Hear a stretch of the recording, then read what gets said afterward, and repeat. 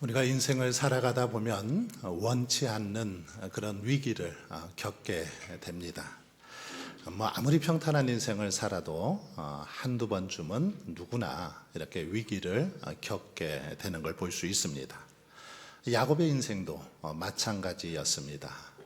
어찌 보면 야곱은 정말 숱한 그런 인생의 어려움을 겪은 그런 사람이었습니다.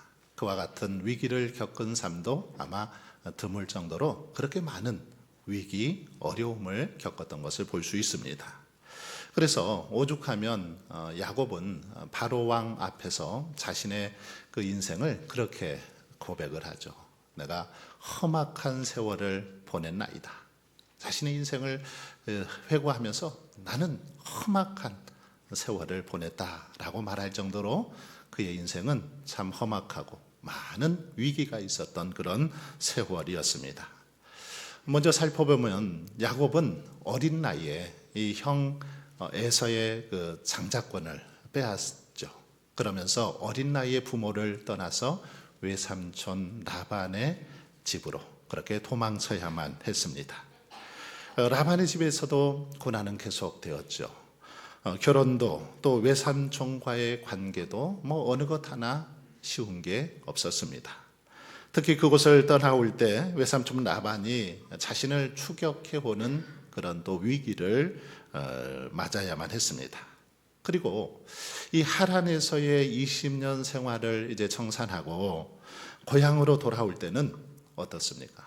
자신의 배신으로, 어릴 적 배신으로 인해서 평생 치를 떨었을 형 에서가 400명의 군사를 거느리고 이제 자신을 치기 위해서 올라오는 그런 상황에 맞닥뜨리게 되는 것을 볼 수 있습니다. 야곱은 이제 그동안 모아놓은 전 재산을 다 빼앗기는 것은 물론 잘못하면 자신의 모든 가족들까지도 몰살당할 그런 위기에 놓이게 되었습니다. 그러니 여러분 얼마나 두렵고 답답했을까요? 뿐만 아니라 자신의 외동딸 디나가 세겜에게 강간을 당하기도 했습니다.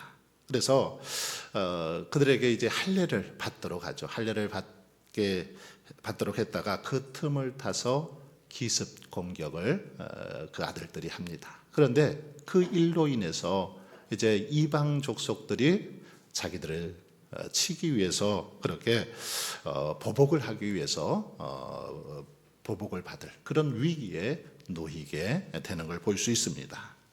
자, 이렇게 많은 위기를 경험했던 게 야곱이죠. 그런데 바로 그런 위기의 순간에 하나님께서 그를 찾아오셨습니다. 하나님이 야곱에게 나타나셨죠. 그리고는 이렇게 말씀하십니다. 오늘 본문이 기록된 1절 말씀입니다. 하나님이 야곱에게 이르시되 일어나 베델로 올라가서 거기 거주하며 내가 내 영 에서의 낯을 피하여 도망하던 때에 내가 나타났던 하나님께 거기서 제단을 쌓으라 하신지라. 어쩌면 절체절명의 그 위기의 순간에 하나님은 야곱에게 베델로 올라가라 그렇게 말씀하고 있습니다. 왜 하나님은 이 절체절명의 위기의 순간에 야곱에게 베델로 올라가라고 그렇게 명하셨을까요? 베델은 30년 전에 도피 생활 중에 하나님의 도움을 받아서 하나님과 언약을 맺었던 바로 장소이죠. 하나님께서 내가 너와 함께 하겠다. 어디로 가든지 너와 함께 하고 너를 도와주겠다라고 약속했던 장소가 바로 베델입니다. 즉 베델은 하나님이 임재하시고 만나 주셨던 곳으로 야곱이 반드시 돌아와서 이곳을 예배와 헌신의 장소로 삼겠다고 약속했던 곳이 바로 베델인데 그 베델로 하나님께서는 올라가라고 그렇게 명하고 있습니다. 하나님께 30년 전에 야곱이 서원했는데 그 서원을 하나님께서 기억하시고 그곳으로 올라가라라고 그렇게 명하고 있다라는 것입니다. 하지만 야곱은 이 세겜에서의 번영과 안정으로 이렇게 안정된 삶에 젖어서 하나님께 서원했던 것, 하나님께 약속했던 것을 새까맣게 잊어버렸습니다. 잊고 살았습니다. 때문에 하나님은 야곱에게 나타나셔서 다시금 지금 약속을 상기시켜 주시면서 베델로 올라갈 것을 명하신 것입니다. 야곱은 이제 하나님의 명령을 따라서 베델로 올라가 제단을 쌓고 예배를 드립니다. 그러자 아주 놀라운 일이 일어나죠. 5절을 보시면 그들이 떠났으나 하나님이 그 사명 고울들로 크게 두려워하게 하셨으므로 야곱의 아들들을 추격하는 자가 없었더라. 이렇게 그 상황을 묘사하고 있습니다. 얼마 전까지만 해도 이방 족속들은 야곱의 아들들이 저지른 이 끔찍한 그 살인으로 인해서 보복의 칼날을 갈고 있었습니다. 너희들이 우리들을 이렇게 기습해서 공격했는데 두고 봐라 하고 그들을 이제 죽이기 위해서 역시 보복의 칼날을 그들이 갈고 있었죠. 그런데 야곱 집안의 모든 사람이 하나님을 예배하기 위해서 스스로 자신들을 정결하게 하고 베델을 향해서 출발하자. 아무도 그들을 추격하는 자가 없었다라고 그렇게 말하고 있습니다. 오히려 그들이 크게 두려워 떨었다라고 그렇게 성경은 묘사하고 있습니다. 베델로 올라가자. 그들을 추격해오던 그들이 두려워 떠는 그런 역사가 일어났던 거죠. 야곱의 가족이 자신들을 정결하게 하며 예배의 부르심에 순종하자 하나님은 주변에 이렇게 적들에게 두려움을 주어서 그들로 감히 이제 움직이지 못하게 하신 것입니다. 물론 이방 족속들이 야곱의 가족을 두려워하고 또 추격하지 못했던 것은 뭐 야곱의 가족들이 아주 강해서도 또는 숫자가 많아서도 아닙니다. 그것은 바로 하나님이 그들과 함께 하셨기 때문이죠. 하나님께서 그들을 붙들어 주셨기 때문입니다. 그렇습니다. 여러분, 하나님이 함께 하시는 자가 가장 강한 자입니다. 우리는 이 모습을 통해서 알 수 있습니다. 하나님이 함께 하실 때 가장 강한 그런 자가 될 수 있다는 것입니다. 하나님이 함께 하시면 아무리 연약하고 미련하고 어리석은 자도 지혜롭고 능력 있고 이 땅에서 정말 복된 삶을 살아갈 수 있는 것을 볼 수 있습니다. 기드온과 300용사 이야기를 잘 아시지 않습니까? 하나님이 기드온을 부르실 때 기드온을 향해서 그렇게 말하죠. 큰 용사여 여호와께서 너와 함께 계시도다. 이렇게 말씀하십니다. 큰 용사여 여호와께서 너와 함께 계시도다. 어쩌면 이 말은 좀 앞뒤가 바뀌어진 것 같습니다. 여호와께서 함께 하시기에 네가 큰 용사다. 그렇게 말할 수 있습니다. 여호와께서 함께 하시는 큰 용사요. 이렇게 오히려 표현하면 더 좋은 표현일 것 같습니다. 여러분, 처음 기드온을 부르실 때 기드온은 큰 용사가 아니었습니다. 그런 미디안 사람들이 두려워서 포도주 틀에 몰래 숨어서 밀타작을 할 정도로 그렇게 소심하고 겁이 많은 사람이 바로 기드온이었습니다. 그런데 하나님은 기드온에게 큰 용사라고 그렇게 말씀하십니다. 왜요? 거기에는 다른 이유가 없죠. 기드온이 큰 용사라서가 아니라 하나님이 그를 붙드시고 그와 함께 하셨기 때문입니다. 하나님께서 그를 붙들어 주시기에 큰 용사가 될 수 있었다라는 것입니다. 그렇습니다. 아무리 소심하고 두려워 떨던 사람도 하나님이 함께 하시면 강하고 담대한 그런 용사가 될 줄 믿습니다. 아무리 나약한 사람이라도 하나님이 함께 하시면 사탄의 견고한 진을 무너뜨릴 수 있는 강한 용사가 될 수 있습니다. 아무리 미약한 사람이라도 하나님이 함께 하시면 세상이 감당할 수 없는 믿음의 사람이 될 수 있습니다. 이렇게 하나님이 함께 하심으로 큰 용사가 된 기드온은 이제 300명의 작은 군사로 미디안 군사 13만 5천 명을 무찌르는 아주 놀라운 그런 역사를 경험하게 되는 것을 볼 수 있습니다. 여러분, 이런 사실을 통해서 진정 우리는 누가 강한 자인가를 알 수 있습니다. 누가 강한 자입니까? 어떤 사람이 강한 자입니까? 돈이 많은 사람입니까? 아니면 많이 배운 사람인가요? 아니면 배경이 좋은 사람인가요? 아닙니다. 그렇지 않습니다. 이것들은 어쩌면 아무 소용없는 조건들이죠. 바로 하나님께서 함께 하시는 자, 하나님께서 함께 하시는 자가 가장 강한 자임을 성경은 우리에게 분명하게 보여주고 있습니다. 그러므로 우리의 가정이 위기에 빠졌다면, 누군가 우리를 대적하려 한다면 우리가 성공해서 반드시 저 대적들의 원수를 갚겠다, 이렇게 마음을 품기보다는 스스로 우리를 정결하게 해서 정말 하나님이 우리의 삶에 함께 하시도록 그렇게 노력할 수 있길 바랍니다. 하나님이 우리와 함께 하실 때 비로소 하나님이 우리의 방패가 되어주시고 대적들을 물리쳐 주시고 승리하게 하여 주실 줄 믿습니다. 우리가 하나님과 동행하고 함께 할 때 대적들이 우리를 두려워하게 되더라는 것입니다. 그러므로 더 이상 세겜에 머물러 있지 말고 하나님이 함께 하시는 베델로 올라가시는 저와 여러분이 되실 수 있기를 바랍니다. 여러분, 하나님이 함께 하시면 약한 자도 강해지고 또 아무것도 없는 사람도 아주 풍족한 그런 삶을 살아갈 수 있습니다. 그러므로 참된 능력은 어디서 올까요? 내가 무엇을 가졌는가가 아니라 내가 누구와 함께 하느냐입니다. 내가 누구와 함께 하느냐, 특별히 하나님과 우리가 함께 할 때 우리는 강한 자, 능한 자, 지혜로운 자가 될 줄 믿습니다. 하나님이 함께하는 사람은 세상을 두려워하지 않고 세상이 그를 두려워할 수밖에 없습니다. 마침내 야곱의 가족들은 이제 무사히 베델에 도착하죠.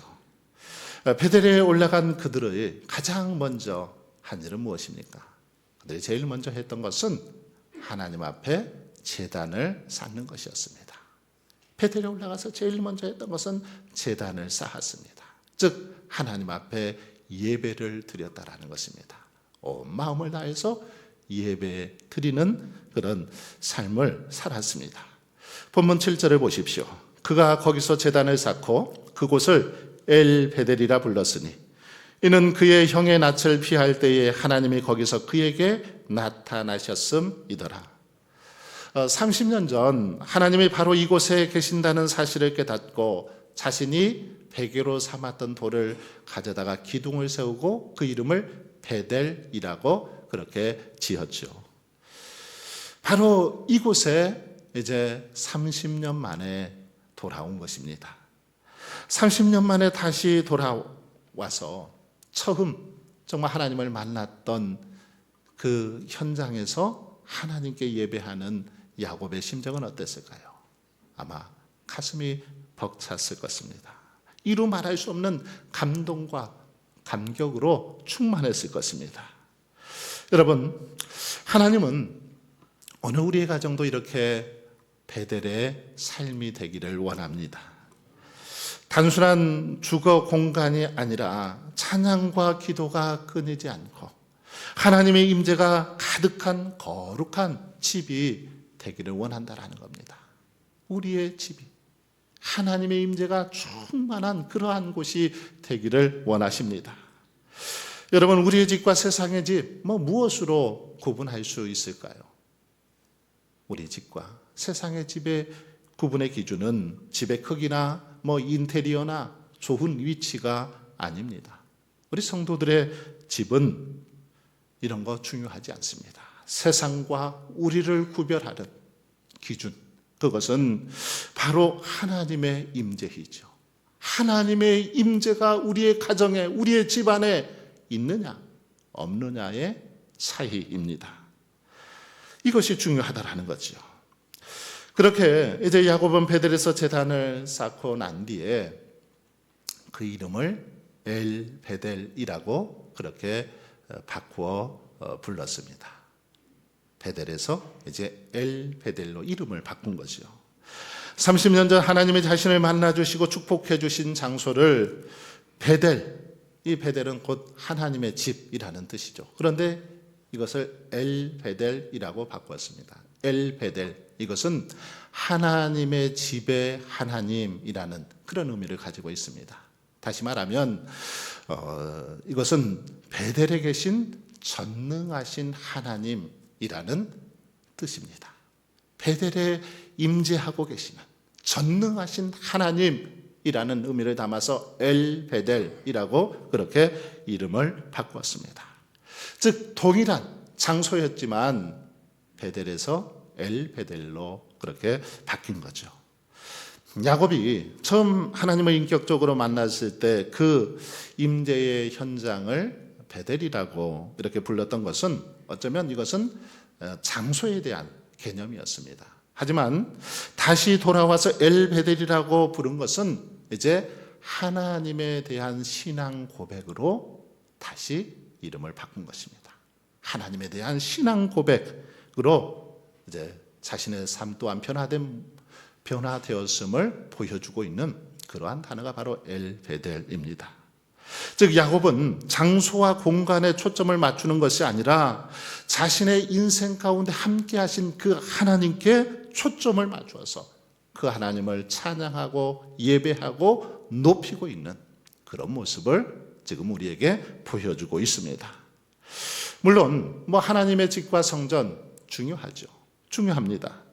하지만 더 중요한 것은 하나님 한 분이시죠. 집도 중요하고 건물도 중요하고 성전도 중요하지만 제단도 중요하지만 무엇보다 더 중요한 것은 하나님 한 분이십니다. 아무리 성전이 화려하고 웅장해도 하나님이 만일 그곳에 계시지 않는다면 그것은 아무 소용이 없습니다. 어린아이들은 여러분 선물에만 관심이 있고 그 선물을 준 부모의 마음에는 별 관심이 없는 때가 많이 있습니다. 아직 성숙하지 못한 어린아이들의 특징이기도 하죠. 그런데 야곱이 그러했습니다.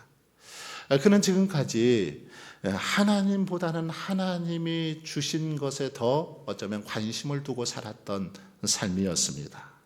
그것에 초점을 맞추어서 살았습니다. 그런데 이제는 하나님이 주신 것들도 하나님을 향한 그 어떤 행위도 야곱은 하나님 그 자신보다 더 중요하지 않다라는 사실을 깨달았습니다. 하나님만이 가장 중요하다. 하나님 한 분만으로 족하다라는 사실을 깨닫게 되었다라는 것입니다. 그래서 야곱은 하나님만을 바라보며 하나님께 집중했고 그 이름을 엘 베델이라고 그렇게 부른 것이죠. 여러분, 그러므로 우리들도 하나님이 아닌 그 어떤 것에 마음을 빼앗기며 살았다면 이제는 하나님 한 분 그 자체에 마음을 두고 살아갈 수 있기를 바랍니다. 그 하나님께 집중하고 그 하나님을 더욱 사랑하며 살아갈 수 있기를 바랍니다. 무엇보다도 그 하나님을 온전히 정말 예배할 수 있기를 바랍니다. 하나님은 우리가 예배의 자리를 회복하고 그 중심이 다시 하나님께로 바로 세워지기를 소원하고 계십니다. 여러분, 예배의 목적은 언제나 하나님 한 분이십니다. 예배의 자리에 나왔지만 마음은 하나님이 아닌 다른 곳을 바라본다면 그것은 진정한 예배가 될 수 없습니다. 진정한 예배가 아니라 어쩌면 종교적인 습관일 뿐입니다. 예배는 하나님을 만나러 오는 자리입니다. 예배는 하나님께 돌아가는 시간입니다. 그래서 스가랴 1장 3절은 이렇게 말합니다. 너희는 내게로 돌아오라. 만군의 여호와의 말이니라. 그리하면 내가 너희에게로 돌아가리라. 만군의 여호와의 말이니라. 여러분, 이 예배는 돌이킴이죠. 다시 이 하나님을 바라보는 방향 전환이 바로 예배입니다. 모든 예배는 삶의 중심을 제자리로 되돌리는 시간이죠. 그러기에 형식은 남아있지만 마음은 멀어진 예배, 입술은 움직이지만 영혼이 잠들어 있는 예배, 찬양은 부르지만 하나님을 향한 마음이 없는 예배, 이것은 죽은 예배입니다. 진정한 예배의 모습이 아닙니다. 예배는 여러분 하나님을 이용하는 시간이 아닙니다. 하나님을 인정하는 시간이죠. 하나님을 인정하는 시간입니다. 하나님께 굴복하는 시간이죠. 우리가 원하는 것을 주장하는 것이 아니라 하나님께서 원하시는 것이 무엇인가를 깨닫고 그것을 하나님 앞에 올려드리는 시간입니다. 그렇습니다. 예배야말로 하나님께 돌아가는 가장 좋은 방법입니다. 그래서 하나님께 돌아오길 원하고 하나님 중심의 삶을 살길 원했던 믿음의 사람들, 그들은 모두 다 예배하는 일에 힘썼습니다. 예배에 집중하고 예배에 목숨을 걸었던 것을 볼 수 있습니다. 어느 집사님이 어릴 때부터 교회를 다니면서 기도와 봉사에 이렇게 열심을 내었지만 하루하루 이렇게 삶 속에서 여러 가지 그 실망 또 상처들을 겪게 되면서 교회의 발걸음을 이렇게 자꾸 빠지기 시작했습니다. 한두 번 빠지기 시작하더니 나중에는 아예 발길을 끊었습니다. 몇 년이 지나면서 세상 사람들과 다름없는 삶을 살았습니다. 사회생활과 인간관계, 잠깐의 성공과 인정, 처음에는 모든 것이 흥미롭고 또 재미있어 보였지만 점차 이 마음속에는 공허함이 가득했습니다. 외로움이 커져갔습니다. 돈도 친구도 성취도 그 공허함을 채워주지 못했습니다. 어느 날 늦은 밤에 외로움에 지쳐서 혼자 이렇게 의자에 앉아 있는데 하나님의 음성이 들려왔습니다. 내게로 돌아오거라. 내가 너를 기다리고 있다. 라는 그런 주님의 음성이었습니다. 그는 그 음성 앞에서 철저히 하나님 앞에 회개 자복했습니다. 그 순간 그는 하나님께서 베풀어 주시는 은혜를 경험하게 되었고, 그리고 이제 오랜만에 스스로 걸어서 교회에 그렇게 나가게 되었습니다. 오랜만에 그를 본 목사님과 장로님, 성도님들이 반갑게 맞이해주고 환영해 주었습니다. 그 순간 집사님은 깨달았습니다. 하나님은 내가 떠난 동안에도 결코 나를 잊지 않으시고 나를 떠나지 않으셨구나. 나와 함께 하셨구나. 라는 사실을 깨달았습니다. 그날 이후 그는 더 예배하는 일에 힘쓰고 집중했습니다. 그럴 때 그의 삶은 이제 완전히 새롭게 변화되었습니다. 그래서 세상의 안정과 성공보다 남들의 평가보다 하나님의 품 안에서 누리는 평안과 사랑이 더 귀하고 아름답다라는 사실을 깨닫게 되었습니다. 여러분 그렇습니다. 저와 여러분이 하나님께 돌아올 때 우리의 삶은 새롭게 변화되고 새롭게 시작됩니다. 그래서 호세아 선지자는 호세아 6장 1절에서 이렇게 외칩니다. 오라 우리가 여호와께로 돌아가자. 여호와께서 우리를 찢으셨으나 도로 낫게 하실 것이요 우리를 치셨으나 싸매어 주실 것입니다. 여기 보시면 돌아가자 라고 이렇게 호세아 선지자는 외치고 있는데, 돌아가자 이 말은 원래 있어야 할 자리, 본래 머물던 자리로 이렇게 돌아가는 것, 이것을 의미합니다. 그러면 이스라엘 백성들이 본래 머물던 자리, 오늘 우리들이 본래 있어야 할 자리가 어디일까요?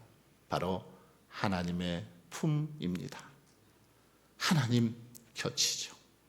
하나님을 예배하는 자리입니다. 여러분, 그런데 호세아는 왜 이렇게 간절히 돌아오라고 이렇게 외치고 있을까요? 그 이유가 무엇입니까? 그것은 이스라엘이 하나님을 떠났을 때 그들은 큰 고통과 어려움을 겪었기 때문입니다.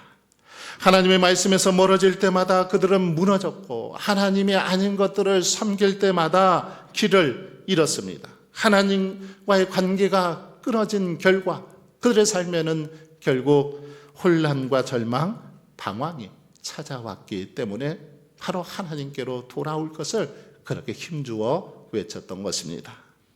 여러분, 오늘 우리의 모습도 다르지 않습니다. 삶은 분주하지만 마음은 공허하고 많은 것을 가지고 있지만 우리의 영혼의 평안과 참된 안식은 놓치고 살아갈 때가 많이 있습니다. 많은 것을 누리고 있는 것 같지만 왠지 공허하고 불안하고 초조함 속에 살아가고 있더라는 것입니다. 왜 그렇습니까? 어떻게 이 문제를 다시 해결할 수 있습니까? 바로 그것은 하나님을 멀리하던 삶을 청산하고 하나님께로 다시 돌아갈 때 가능하게 되는 줄 믿습니다. 하나님께로 돌아올 때 거기에 회복이 있고 역사가 있고 생명이 있고 은혜가 있는 줄 믿습니다. 그렇습니다. 하나님께 돌아올 때 하나님 앞에 온전한 예배자로 우리들이 바로 설 때 하나님은 우리를 찢으셨으나 도로낫게 하실 것입니다. 우리를 치셨으나 싸매어 주시고 회복시켜 주실 것입니다. 사랑하는 성도 여러분, 오늘 우리가 다시 일어서고 무너진 것을 회복할 수 있는 것 다른 방법이 없습니다. 오직 예배의 회복부터 시작됩니다. 그러므로 저와 여러분은 예배의 중심이요 예배의 목적이 되신 하나님께로 가까이 나아가고 하나님께로 돌아오시길 바랍니다. 더욱더 예배하는 자리를 사모하고 말씀과 기도의 자리를 사모하며 하나님을 가까이 할 수 있기를 바랍니다. 그럴 때 우리의 삶이 회복되고 관계가 회복되고 무너진 것들이 다시 일어서게 될 줄 믿습니다. 한 해를 마무리하면서 다시 한번 우리의 신앙을 돌아보면서 하나님을 떠나 혹 방황하고 멀리하는 삶을 살았다면 속히 이제 그 자리를 떨쳐버리고 하나님께로 돌아오는 저와 여러분이 되실 수 있기를 바랍니다. 그래서 무너진 자리에서 다시 회복되는, 다시 일어서는 저와 여러분 모두가 되실 수 있기를 주님의 이름으로 축원합니다.